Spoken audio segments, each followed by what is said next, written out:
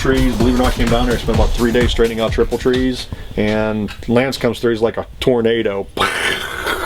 You got to straighten them all over again. There's K models. There's pan heads. There's flat heads. I have some Triumph ones down there. Carburetors. I tried sorting them by makes. There's Keans. There's Bendixes. There's CVs. There's Linkerts. There's dual throats. There's more Linkerts here. There's fuel injection systems, intakes out the wazoo. There's knuckleheads, pan heads, Mikuni adapters, SUs, Tillistons, fill up room. Here's a nice one. One of my customers comes in and says, "Hey, this lady has this old motorcycle. Buddy wants to buy it. What's it worth?" I said, "Well, send me some pictures." Original paint, 1946 knucklehead, right up on Route 8. And you were telling me a story about 30,000 original miles. Her dad died in '83. Left each one of the kids a bike. 3 of them were daughters. Weren't interested at all. Left the bike. The bike was in Michigan all these years. Came to PA last year, and I've called her and called her and called her and went over and talked to her. And she tried giving the bike to one of her kids or one of her grandkids. And one grandkid was interested, but he would pay $650 to ship it to California. I said, "You would have given it to him for free?" She goes, "Probably." Some of these are projects, some of these are parts. A couple other bikes. Wrecked Road King came in. There's an original paint, old 350 Honda. There's my shovel and my baby. This is the second floor here. All custom fenders. These are all brand new old stock owner's manuals for Harleys. Dealer never gave them away. I guess every bike he ever sold, he kept them. So your bike came brand new in a box. This told you how to set it up, how to prep it, and they never opened them, never gave one away. Gas tanks, these are all body parts over here. Most of this floor we've been doing is new stuff, but I still got used stuff trickling here and there. Here's our original engine guard off Knucklehead. Crash bars, some more Triumph parts.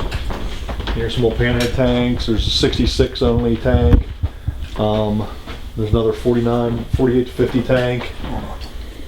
Some of these tanks here are brand new shovelhead tanks we bought from a shop up in Ohio, but the girls took them out of the boxes and hung them up, which is a shame. I got to get them back out. Gas tanks all the way around. Here's original paint. There's your 76 shovelhead. Here's your 91 Springer. There's a brand new tank for 67 to 72. You have the other side hanging over here. They're just separated. Controls, fenders, of course. More seats. Always need more seats. You must pretty much live here, huh? That's what I do. Somebody's got to do it. West Coast, roller fenders, chopper fenders, more fenders, more fenders, more fenders, more fenders, more fenders. And the top shelves up here are all fenders, all the way across. More oil tanks, sports oil tanks. Those are from Swift Motorcycle Company. These are all cylinders. Kickstands, R&S kickstands, dash covers. Then you have all the different dashes and racks and panels, mufflers, license plate brackets, gas tanks. We found the original manufacturer for these, made in USA. Doesn't it smell like pot here? I can't smell. I think somebody stashed some here. I never found it. Spotlight brackets, turn signal brackets, the old vintage bag guards, old vintage mini tour pack guards, all brand new from the 70s. That's locked. What do you got in there? That's what my new old stock rooms. There's all panhead cases, knucklehead cases, new old stock glass bulbs and stuff for the spotlights. These are some of my old Speedos. I had to get out of there and hide. Here, like some of the K model shocks. There's brand new K model shock covers. There's old dealer decals that go on the windows of the trailer. I think it's old spotlights for a K model. Old saddlebag. These are grab bars for K model. Some more engine cases. It's a 31 VL. That's probably VL also. There's some new old stock brake drums for brake drum plates for knuckleheads. There's some old catalogs, old wiring. There's some new old stock military fenders. Some old police wheel sirens. Another K model spotlight kit, and they get the orders. Lori pulls the orders, prints them on a sheet of paper, the girls pull them, put them on the table, they box them, weigh them, ship them. Some small parts are over here. This is Lori, she's in charge of shipping. The old decals in one of them saddlebags. I was a decal junkie. The Sturgis models and the inserts for the on the, you'll know that one, on the fender struts. Have the decals that went in the fender struts. There's new tank decals for the 80s, and there's old Indian decals from the 70s. Look at that shit. Torque pack decals. These are all accessory decals. Here's the wings for the FLHX.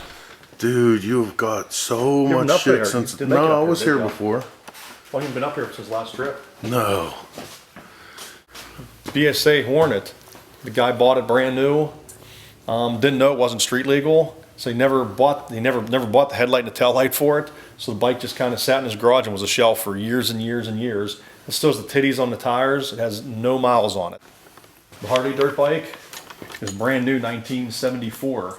It has 4 miles on it. I had 2 miles on it when I got it, but we've been pushing it around for 15 years. It has 2 more miles on it. But it was brand new. It came from Newcastle Harley. The old Trials bike, when my customers had an old Suzuki Trials bike, I always wanted one. And I always bought them in twos. I probably had about 10 of them so far. Okay, man. So this is just one half of the. What are we on the third floor? This is the third floor.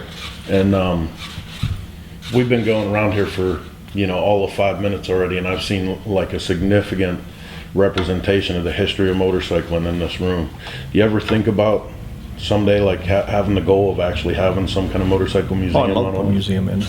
I've talked to quite a few people about it. I just never had the extra time. There's almost nothing in this building that you don't have a personal story about. Oh, every bike has a story. Bought the bike off you how many years ago? I bought how many bikes off of you? Yeah. I sold you your first shovel. Yep. So every one of them bikes has a story. I like the history of them. Where do you think are some of the most remote places you've sold parts? Common places are Japan, Australia. A lot of stuff goes United Kingdom. I have guys buying stuff from countries I've never heard of. Yeah. I didn't even know the country was there or where it was at, or they had motorcycles there. I guess there's bikes everywhere. One of my customers went to Egypt, and I guess the police department 10 years ago was still running knuckleheads.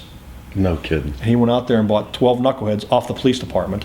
Now they were slapped together, and anything they could get to keep them running were on there, but he bought 12 knuckleheads. I didn't know. Have you ever heard of it? Would you go to Egypt to look for a Harley? No. Now, what about downstairs a little while ago? We were talking about your buddies in the shop call you the Rain Man of motorcycle parts, and we started getting on about part numbers and keeping track. And obviously, how many years now you've been in this business? In the business, like since you started? Since I was born. Yeah, since you were born, you're around motorcycles. So obviously, stuff starts to stick in your head. But you were actually starting to break down for me some of the part numbers and the way that they run in sequence and how it tells you where they're from. You run into a good parts guy, and you can throw a number out, and they'll know exactly what you're talking about. Parts guys are getting further and further and few apart. Guys that are really good at what they do. Harley part number is pretty easy. The last prefix, until 2010, they changed it. The last 2 digits of the part number are the year they started making it. The horn button is going to be a 71529-29, I believe. They've used that part from 1929. That came stock on the bikes. They turned from a horn button into a starter button in, 65? And they ran that same button, that switch, up until 72. So it's pretty much the same, unchanged. Same with the high-low beam switch. They use it for headlight on and off. They use it for high beam, low beam. Then they use it for spotlights. That's also a -29 part number. The blade lever right here. This can be a -42 is when they started using the blade lever. They ran that blade lever from 42 to 64. 65, they changed it and they put a hole in the bracket for the mirrors because they quit using the handlebar mirrors. It came off, and they started putting them into the bracket. And here's 65 right next to us. And this must be an early 65 because you can see right here, the hole was never drilled, but it's marked. I've never noticed that before. That's actually pretty odd. Well, I was seriously born and raised in it. Yeah. When I was a little kid, my parents had a motorcycle shop, and I remember sleeping at a bench for customers to sit on. And they got stuff in the leather department out front. And I was tired, I wanted to take a nap. I'd go crawl underneath the leather jackets and lay on a bench, take a nap.